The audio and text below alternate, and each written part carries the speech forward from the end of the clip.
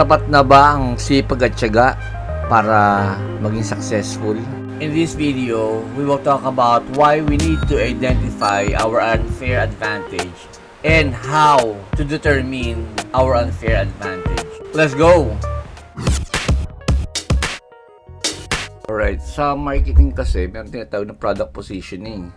Para alam mo kung saan mo gusto makilala yung iyong product. Pinakamura ba siya? Pinakamadami? Pinakamalaki? Pinakamabilis ka ba mag-deliver? So, yun, product positioning. Now, sa market, ganoon din. Kahit anong profession ka pa, applicable to. Kung dentista ka, engineer ka, driver ka. Ako, as a stock market trader, nakafocus na ako sa GoTrade stocks. Doon ako nagpa-focus para ma-specialize ko siya, na ma-master ko siya. Okay, so yun importante pag meron kang competitive advantage or kung meron na. Okay, but here are 4 reasons why you need identify or your unfair advantage. Number 1, differentiation. Para it will set you apart sa crowd. Para ma-highlight mo yung unique qualities mo. Okay, number 2, strategic focus. Para lahat ng oras mo, energy mo, pera mo, nakafocus lang dun sa strengths na meron ka na. Okay, mas mahirap kasi yung mag-focus tayo sa weakness natin, it will take us longer. Pero kung strength mo na siya, i-enhance mo na lang siya, papagalingin mo na lang, papracticein mo na lang, papracticein. Para lalo lumabas yung galing mo. Number 3, confidence. Alam mo kung ano meron ka na wala sila. Hindi naman para magyabang, no? But you will not feel small, you will not feel bad. Kasi minsan, pagkasama natin, medyo mga big time, yung parang feeling natin, maliit lang tayo.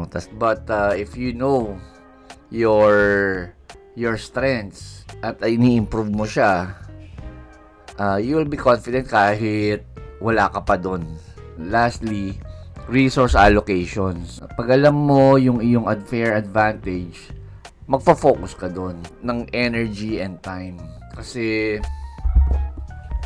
minsan pag di mo alam yung advantage mo, kung saan mo para sa Bible nga, yung nagbabato ng seed, may nagbabato sa kalye, may nagbabato sa matabang lupa, may nagbabato na kinakain ng ibon, may nagbabato sa mga bato-batuhan. So, ba't mo i-allocate yung resources mo? I-allocate mo siya doon sa tingin mo tutubo siya. 'Di ba? Nagets ba? Please type nagets sa comment section below kung nagets. Kung hindi, kung may tanong kayo, please write it down. Diyan pa rin sa comment section. Alright, ngayon na, let's talk about unfair advantage. Number 1, status or status. Okay, ano bang status mo sa buhay? Mayaman ka ba? Nag-graduate ka ba sa magandang school? Nakapagtapos ka ba ng MBA, PhD? Okay, so anong edge meron ka? Pwede mo siyang gamitin. Ngayon, kung hindi ka man nanggaling sa magandang school, pwede naman nakapagtrabaho ka sa magandang company, let's say San Miguel, Meralco. That can be a status. Nakaka-build siya ng reputation. Ibig sabihin, kung ikaw kaya mo tumagal sa mga ganung malaking company, ang perception sa iyo, okay kang tao. Okay? So yun. Also, pwede rin yung mga kaibigan mo, mga big time, na mga legal hindi yung mga crooks So, though minsan iba nagagamit pa rin nila yun. So yun, yung status natin sa buhay kung nakaka-LL ka can be used as a advantage. Kunyari, lumaki ka sa Taytay, napakaswerte mo. Nandiyan yung mga telahan, ang daming mananahi. Parang kinalakihan mo ilang generations na ng mga tahian. So, advantage mo na yun. Alam mo na paano magpresyo, alam mo na saan magbabagsak, alam mo na yung ins and outs ng business. So, hindi mo na kailangang aralin. So, unfair advantage na yun. Yung status na yun. So, ikaw, ano bang Ano bang status mo na pwede mong maging unfair advantage? Paki-type na sa comment section below nang malaman natin. Tapos pag-usapan natin, pwede tayo gumawa isa pang video about that. Okay. Yung iba, sinasabi din ng status can be inner status, hindi yung pang outward lang. Inner status, yan yung confident ka sa sarili mo, mataas yung paniniwala mo sa sarili mo, kaya mo yung mga bagay-bagay, mahaba yung pasensya mo. So that can be also considered as a status. Money, letter M, money. For obvious reasons, syempre kunyari magbi-business ka, no? Nag-fail ka. Okay ka lang umulit kasi may pera pa naman. Mayaman si mama, mayaman si papa. Ayun. Malaking advantage yun. Okay, hindi mo kailangan mangungutang, hindi mo kailangan magbayad ng interest. Ngayon, kung wala kang ganitong advantage, gagawa na lang tayo ng paraan. Pwede kang magtrabaho, pwede kang mag-business, pwede mong dalawa-dalawa o triplehin yung trabaho mo. Yung iba, walang pera, no? Pero, ang ginagawa, tayong mga Pilipino, kadalasan, pupunta sa ibang bansa, nag-OFW para kumita ng dollar. Yun, pwede maging advantage. Ngayon, pagbalik mo, o di ang dahil mo ng pera, yung dollar na kinita mo doon, convert mo sa peso dito. Okay? So, unfair advantage yun. Wala ka, pero nagkaroon ka. So, may paraan. Okay. Number 3 na unfair advantage is intelligence and insight.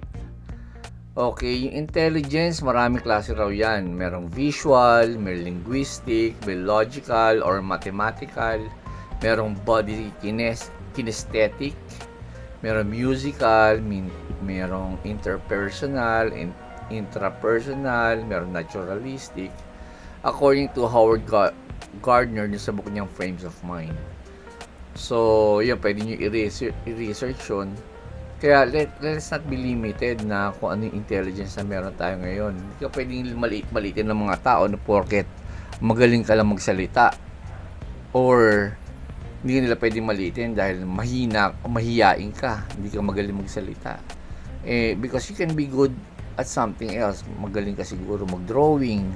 Pwede ka maging engineer or architect. Kasi hindi naman lahat ng mga architects, yung extrovert, hindi. So, iba-iba tayo ng intelligence. So, I challenge you, nahanapin mo kung saan ka ba magaling. Okay, saan ka ba magaling? Saan ba yung madali sa'yo na mahirap para sa iba? For example, yung math, pwede madali yan sa iba, pero sa karamihan, hirap na hirap. Okay, iba naman magaling sa mga halaman. Alam nila yung amoy pa lang o texture nung dahon, alam nila kung pabungan na yan o mamamatay na yan. So, ganun siya. Parang discover. Pag muni-munian mo, i-research mo, mas maganda ganito, practical, isulat nyo, lahat ng tingin yung intelligence nyo, sulat nyo. And then, i-breakdown nyo isa-isa kung alin dyan yung mas ginagamit nyo na mas madalas. Not necessarily araw-araw, but mas madalas. At saka yung tingin yung ibang tao, walang ganung talent. Okay?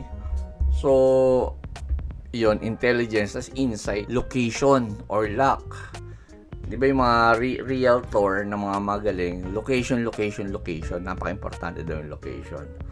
And that can be true. Kagaya naman nabanggit ko, yung iba napakaswerte, pinanganak sila sa Silicon Valley, malapit doon. Kagaya nila Mark Zuckerberg, nila Steve Jobs. Kaya yung mga piyesa ng computer, abot kamay lang nila. Yung nga, iba, sa Taytay, pinanganak. Abot kamay lang yung mga mananahe. Iba, pinanganak sa farm. Matuto silang magtanim. Okay? Location or luck. Ang luck nga, ganito daw yan It is a preparation meets opportunity. Okay, preparation meets opportunity. Para sa akin, pag trade ng stocks, may portfolio is just limited. But I know that one day maraming magdadagsa ang pera darating at alam ko na kung anong gagawin ko dun pag dumating na yung mga yon. So, yun.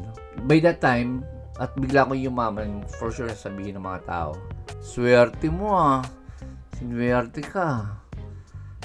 Nga sabi, it takes decades to be overnight success. And then lastly, education and expertise. Ayun, hindi lahat nakapagtapos ng college. Alamin nyo kung ano yung saan kayo nakapag-aral, ano yung naging expertise nyo. Gamitin nyo yan. Okay? Kung ano pa man yan. Kasi, halimbawa, nag-aral ka kunyari ng Comsci, madami akong kilala, no, mga kaidaran ko. Comsci, pero ang trabaho, nagkakarinderya, yung isa, nag-parlor. Sayang naman yung education. And ngayon, may makilala ako na nag-aaral ng Comsci and nakikita sila parang hirap na hirap. And yun lang, nasayang lang nung iba yung kanilang pinag-aralan. Also, yung mga nag-medicine. Diba, pagdating ng Amerika, nag-nurse lang sila o kaya nurse aid. Okay, hindi na-utilize yung kanilang napag-aralan. Okay, and that can be an unfair advantage kung nagamit natin siya ng tama. But again, syempre, we are not here to judge. Iba-iba talaga yung pangyayari sa buhay natin Iba-iba talaga nagiging gusto natin And yun, nag-iiba-iba tayo. So, no judgment sa akin lang. Kaya ko lang ginawa tong video to na para mamula tayo na hindi lang puro sipag at tiyaga. Hindi lang puro sipag at tiyaga. Kailangan din natin itong mga unfair advantages na to. Kung meron tayo nito, good. Kung wala tayo, pwede tayong gumawa. Again, let's go back. Let's recap. Number 1 is status. Number 2 is money. 3, kailangan din natin ng intellect and insight. 4, location and luck. And lastly, education and expertise.